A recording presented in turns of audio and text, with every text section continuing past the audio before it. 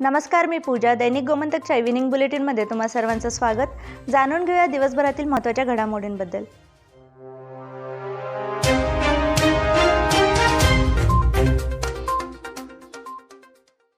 दक्षिण गोव्यातील दळणवळणासाठी महत्त्वाच्या ठरलेल्या जुवारी नदीवरील नवीन बोरी पुलाला अखेर केंद्र सरकारच्या रस्ते महामार्ग वाहतूक मंत्रालयाने मंजुरी दिल्याने आता या पुलाच्या कामाला गती मिळणार आहे. या नवीन पुलासाठी तत्वतः मान्यता देण्यात आली होती, मात्र अंदाजपत्रकीय तरतूद करण्यात आली नव्हती.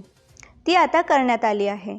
राज्यातील आक्षी कुंठाळी जुवारी नदीवरील पुलाला केंद्र सरकारच्या संबंधित खात्याने यापूर्वीच मंजुरी दिल्यामुळे बोरी पुलाचे घोंगडे भिजत पडले होते.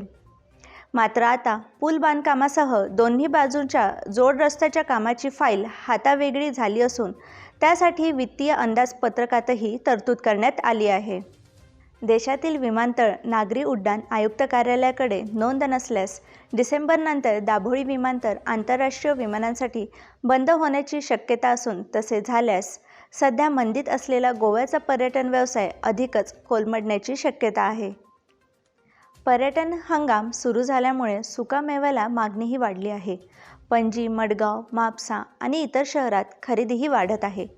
संस्था, संघटना, कंपन्या आपल्या कर्मचाऱ्यांना दरवर्षी दिवाळीनिमित्त सुकामेवा भेट देतात. सुकामेव्याच्या मागणीत वाढ झाली असून यंदा मोठ्या प्रमाणात आवक असल्याने सुकामेव्याच्या दरात घसरण झाली आहे. आगामी सिनियर महिला एकदिवसीय क्रिकेट स्पर्धेत गोव्याची मदार अनुभवी खेळाडूंवर असेल. स्पर्धेसाठी 20 सदस्यीय संघ निवडण्यात आला असून कसोटी अष्टपैलू शिखा पांडे हिच्याकडे कर्णधारपद कायम ठेवण्यात आले आहे. तर या होत्या दिवसभरातील महत्त्वाच्या घडामोडी. अशाच ताज्या अपडेट्स जाणून घेण्यासाठी आमच्या दैनिक गोमंतक या वेबसाईटला भेट द्या आणि आमच्या यूट्यूब चॅनलला सबस्क्राईब करायला विसरू नका.